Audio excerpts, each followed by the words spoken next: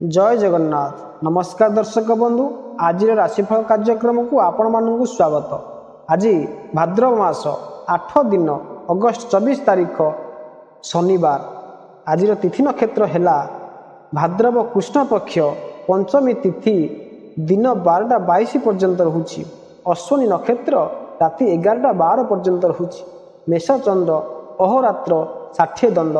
आज घात चंद्र मेष राशि। आज निषिद्ध खाद्य बिल्व बा बेल दिवा 12:22 पर निम्ब भोजन निषेध। आज शुभ बेला दिवा 9:31 पर 12:43 मध्य होता। आज दिन विषय रे आसन जानिबा समस्त 12 राशि राशिफल विषय। आज कौन छोट परिवर्तन विषय चिंता करंतु नाही। छोट यात्रा पाई यह एक भल दिन। काम आरंभ करने समय निराशा अनुभव हो पारे, किंतु कार्य आगक बढ़िबा सहित उत्साह मध्य फेरी आसिबो। परिवार सहित बिताई समय आशा करा जाउथिबा ठारू अधिक उपभोग्य हेबो। व्यवसाय रे संतुष्टि हेबे। सफलता आत्मविश्वास वृद्धि करिबो। अपरिचित लोकन को विश्वास करंतु नाही। व्यवसाय रे प्रगतिर संभावना अच्छी। आज कौन कष्टसाध्य पारिवारिक समस्या को जत्नर सह समाधान करने को पड़िबो। किछि नुआ चेष्टा न करिबा भल। भविष्य विषय रे चिंता करिबा आपन को दुख दे पारे, तेणु कौन कार्य न हेबा पर्यंत यह विषय रे नकारात्मक चिंता करंतु नाही।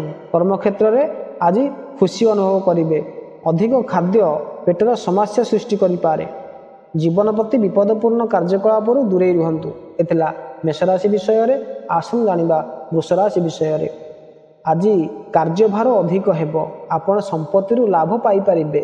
आज आपणकर पई संतुष्टपूर्ण दिन हेबो एवं सामाजिक एवं धार्मिक कार्य रे अंशग्रहण करिबा कारणरू आपणकर सम्मान वृद्धि पाइबो। आपण कार्य उपरे अधिक ध्यान देबे एवं अतिरिक्त प्रयास मध्य करिबे। आर्थिक प्रगति पाई एक नूतन योजना प्रस्तुत करा जिवो। खाद्य ध्यान आवश्यक करे। अनेक दिन धरी आपणकर मनरे किछि विषय रे आपणकर द्वंद्व अछि। हुए तो आज से द्वंद्वर परिसमाप्ति घटी पारे। कर्मक्षेत्र रे जने सहकर्मी सह युक्तितर्क करिबा परिवर्ते तांको क्षमा कर दियंतु। आज आपण बहुत व्यस्त रे रहिबे। आपण को बहुत दायित्व संभाळिबा को पड़िबो। यार फलाफल मध्य लाभदायक रहिबो। आपणकर कठिन परिश्रमर फल पाइबे। एतला वृष राशि विषय रे आसन जानिबा मिथुन राशि विषय रे। आज आर्थिक लाभर संभावना अच्छी। परिवार सदस्य तीर्थयात्रा करि पारिबे। आपण काहाकू भेटिबार सुजोग पाइबे जे आपणकर कामर नुआ आरंभर साहाय्य करिबे। आर्थिक दृष्टि आपण शक्तिशाली रहिबे। घर काम रे बापांक साहाय्य रे आपणकर समस्त काम सहजरे समाप्त हेबो। आपण परीक्षा एवं प्रतियोगिता रे सफलता पाइबे।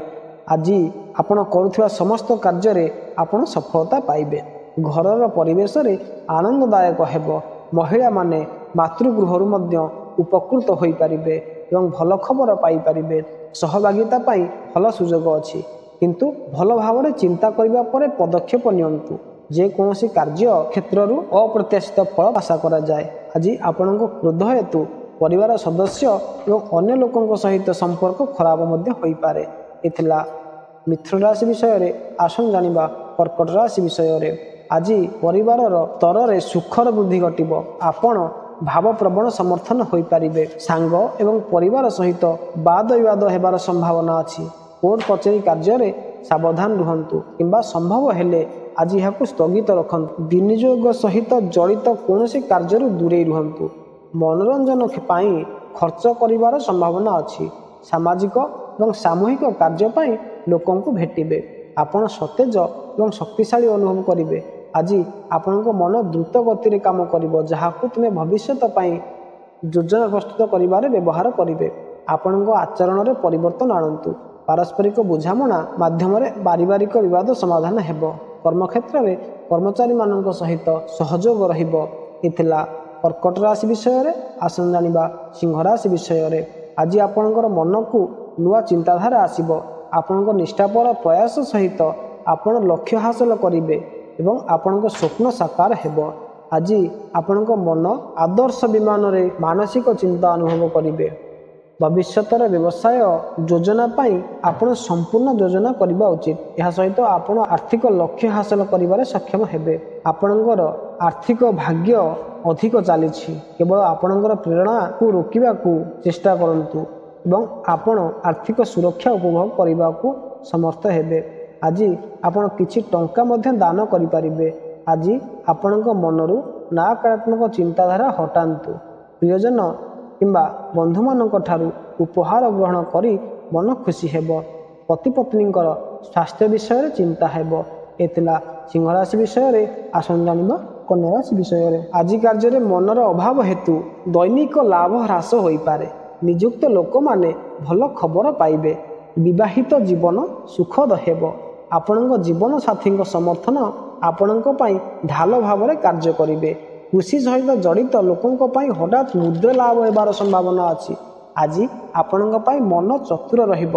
କିଛି ନକାରାତ୍ମକ ଚିନ୍ତାଧାରା ମଧ୍ୟ ଆପଣଙ୍କ ମନକୁ ବାରମ୍ବାର ଆସିବ, କିନ୍ତୁ ଆପଣ ବକ୍ତବ୍ୟରେ ମଧୁରତା ରଖିବା ଉଚିତ। ଯୋଜନା ବିନା ଆପଣ ଯେ କୌଣସି କାର୍ଯ୍ୟ ଶୀଘ୍ର ସମାପ୍ତ ହୋଇପାରିବ। ଏହି କାରଣରୁ ଆପଣଙ୍କର ମନ ବହୁତ ଖୁସି ହେବ। ବ୍ୟବସାୟରେ ଉନ୍ନତି ଆଣିବାରେ ସଫଳ ହେବ ଏବଂ ଆର୍ଥିକ ସମୃଦ୍ଧିର ରାସ୍ତା ସବୁଦିନ ପାଇଁ ଖୋଲା ରହିବ। ବିଦେଶ ଯିବାର ସମ୍ଭାବନା ଅଛି। ଆପଣ ବିଦେଶରୁ ଭଲ ଖବର ପାଇବେ। ତ କାମ ପାଇଁ ଆପଣଙ୍କୁ ଅଧିକ ପରିଶ୍ରମ କରିବାକୁ ପଡ଼ିପାରେ। ଏ ଥିଲା କନ୍ୟା ରାଶି ବିଷୟରେ। ଆସନ୍ତୁ ଜାଣିବା ତୁଳା ରାଶି ବିଷୟରେ। ଆଜି ଆପଣଙ୍କ ଜୀବନରେ କେବଳ ସୁଖ ହିଁ ଆସିବ। ଆଜି ଆପଣଙ୍କର ମନ ପୂଜା ଅର୍ଚ୍ଚନାରେ ଅନୁଭବ କରିବେ। ଆଜି ଆପଣଙ୍କ ବ୍ୟବସାୟ ପାଇଁ ବହୁତ ଭଲ ଦିନ ଅଟେ। ଆଜି ପ୍ରତ୍ୟେକ କାର୍ଯ୍ୟ ସଫଳତାର ସହିତ ସମାପ୍ତ ହେବ। ଉଚ୍ଚ ପଦାଧିକାରୀମାନେ ଆପଣଙ୍କର ଉପରେ ଅନୁଗ୍ରହ ପାଇବେ। ଗାଡ଼ି ଚଳାଇବା ସମୟରେ ବେପାରୁଆ ହୁଅନ୍ତୁ ନାହିଁ।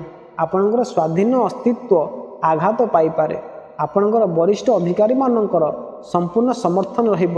ଆଜି ଆପଣଙ୍କର ଶବ୍ଦ ଓ ବ୍ୟବହାରକୁ ବହୁତ ପ୍ରଭାବଶାଳୀ ରଖିବାରେ ସକ୍ଷମ ହେବେ। ଆଜି କୌଣସି ନୂତନ କାର୍ଯ୍ୟ ଆରମ୍ଭ କରିବା ସମାଜରେ ଏକ ଭିନ୍ନ ପରିଚୟ ସୃଷ୍ଟି କରିବ। ଏହା ଆପଣଙ୍କ ପିତାମାତାଙ୍କୁ ବହୁତ ଖୁସି କରିବ।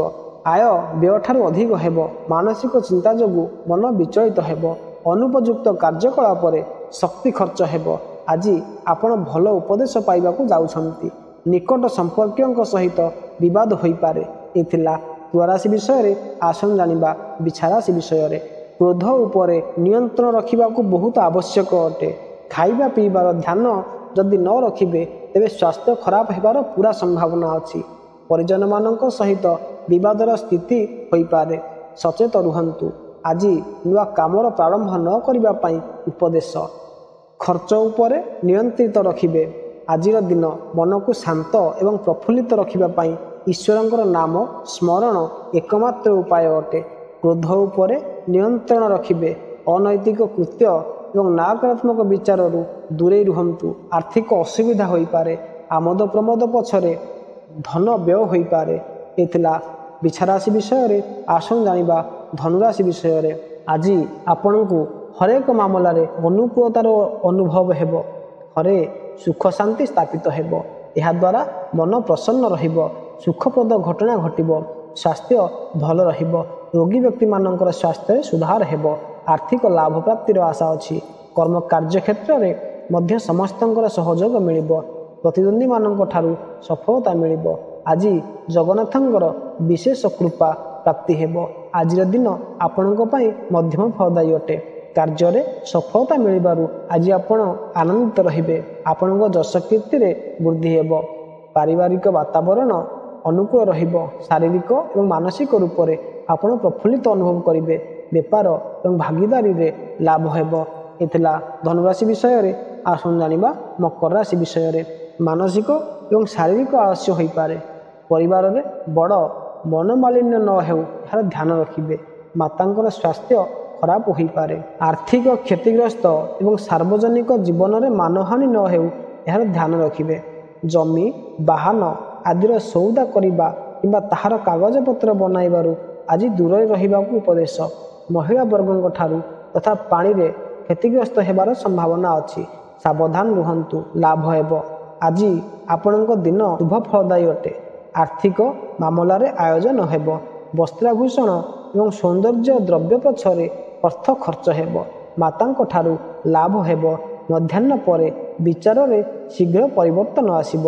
ନୂଆ କାମର ଆରମ୍ଭ ବୁଝି ବିଚାରି କରନ୍ତୁ। ଏ ଥିଲା ମକର ରାଶି ବିଷୟରେ। ଆସନ୍ତୁ ଜାଣିବା କୁମ୍ଭ ରାଶି ବିଷୟରେ। ଆଜି ଆପଣ କାର୍ଯ୍ୟ ବୃଦ୍ଧି କରିବାରେ ସଫଳ ହେବେ। ସନ୍ତାନଙ୍କ ପକ୍ଷରୁ ଏକ ଭଲ ଖବର ପାଇପାରନ୍ତି। ନିଜ ବ୍ୟକ୍ତିଙ୍କ ସହିତ ଯୁକ୍ତିତର୍କ ହୋଇପାରେ। ଏହି ରାଶିର ଛାତ୍ରମାନେ ପରୀକ୍ଷାରେ ଭଲ ଫଳାଫଳ ପାଇବେ। କଳାକ୍ଷେତ୍ର ସହିତ ଜଡ଼ିତ ଲୋକମାନେ ସମ୍ମାନ ପାଇବେ ଏବଂ ଲୋକମାନେ ଆପଣଙ୍କ ଠାରୁ ପ୍ରେରଣା ମଧ୍ୟ ପାଇବେ। ଆପଣଙ୍କ କାର୍ଯ୍ୟରେ ସ୍ଥିରତା ରହିବ। ଦାମ୍ପତ୍ୟ ଜୀବନରେ ମଧୁରତା ବୃଦ୍ଧି ପାଇବ। ନକାରାତ୍ମକ ଚିନ୍ତାଧାରାରୁ ଦୂରେଇ ରୁହନ୍ତୁ। ଆପଣଙ୍କ ମଧ୍ୟରୁ କେତେକ ନୂତନ କ୍ଷେତ୍ରରେ ଉଦ୍ୟମ କରିବାର ସୁଯୋଗ ପାଇବେ ଏବଂ ଆପଣଙ୍କର ପ୍ରୟାସରେ ସଫଳ ହେବେ। ଜଣେ ମହିଳା ବନ୍ଧୁଙ୍କ ସାହାଯ୍ୟରେ ଆପଣଙ୍କର ଯୋଜନା ଫଳପ୍ରଦ ହେବ। ଆପଣଙ୍କର ଆର୍ଥିକ ଦିଗ ଭଲ ହେବ। ସ୍ୱାସ୍ଥ୍ୟର ଉନ୍ନତି ହେବାର ସମ୍ଭାବନା ଅଛି। ଏ ଥିଲା କୁମ୍ଭ ରାଶି ବିଷୟରେ। ଆସନ୍ତୁ ଜାଣିବା ମୀନ ରାଶି ବିଷୟରେ। ନିୟନ୍ତ୍ରିତ ବାଣୀ ଆପଣଙ୍କୁ ବହୁତ ଅସୁବିଧାରୁ ବଞ୍ଚାଇବ। ଏଥିପାଇଁ ବିଚାର କରି କଥା ହେବେ। କୁଟୁମ୍ବମାନଙ୍କ ସହିତ ଭୁଲ ବୁଝାମଣା ସୃଷ୍ଟି ନ ହେଉ ଏହାର ଧ୍ୟାନ ରଖିବେ। ସ୍ୱାସ୍ଥ୍ୟର ଧ୍ୟାନ ରଖିବାକୁ ହେବ। ସେୟାର ବା ସଟ୍ଟାରେ ପ୍ରବୃତ୍ତି ଗୁଡ଼ିକରେ ପୁଞ୍ଜିନିବେଶ ପାଇଁ ଆୟୋଜନ ହେବ। ଗୃହିଣୀମାନଙ୍କର ମାନସିକ ଅସନ୍ତୋଷର ଭାବନା ଅନୁଭବ କରିପାରନ୍ତି। ବିଦ୍ୟାର୍ଥୀମାନଙ୍କ ପାଇଁ ଅଧ୍ୟୟନରେ ମନ କମ୍ ଲାଗିବ। ଆଜି ଧାର୍ମିକ ବିଚାର ସହିତ ଧାର୍ମିକ କାର୍ଯ୍ୟ ଉପରେ ମଧ୍ୟ ଖର୍ଚ୍ଚ ହେବ। ଅଧିକ ବାଦ ବିବାଦରେ ପରିବାରରେ ବାତାବରଣ ଖରାପ ହୋଇପାରେ। ପରିଜନମାନଙ୍କ ତରଫରୁ ଆପଣଙ୍କୁ ଅସୁବିଧା ହୋଇପାରେ। ମଧ୍ୟାହ୍ନ ପରେ ଆପଣଙ୍କର ମନ ଚିନ୍ତାମୁକ୍ତ ହୋଇପାରେ। ଆଜି ଭାଗ୍ୟ ବୃଦ୍ଧି ଯୋଗ ରହିଛି। ଏ ଥିଲା ସମସ୍ତ 12ଗୋଟି ରାଶିର ରାଶିଫଳ ବିଷୟରେ। ଯଦି ଭିଡ଼ିଓଟି ଆପଣମାନଙ୍କୁ ଭଲ ଲାଗିଥିବ ତେବେ ଲାଇକ୍ କରିବେ। ତେବେ ପୁଣି ଦେଖା ହେବ ଏକ ନୂତନ ଅଧ୍ୟାୟରେ। ସେ ପର୍ଯ୍ୟନ୍ତ ରହୁଛି। ନମସ୍କାର। ଜୟ ଜଗନ୍ନାଥ। ଆଜି ଦିନଟି ଆପଣଙ୍କର ମଙ୍ଗଳମୟ ହେଉ।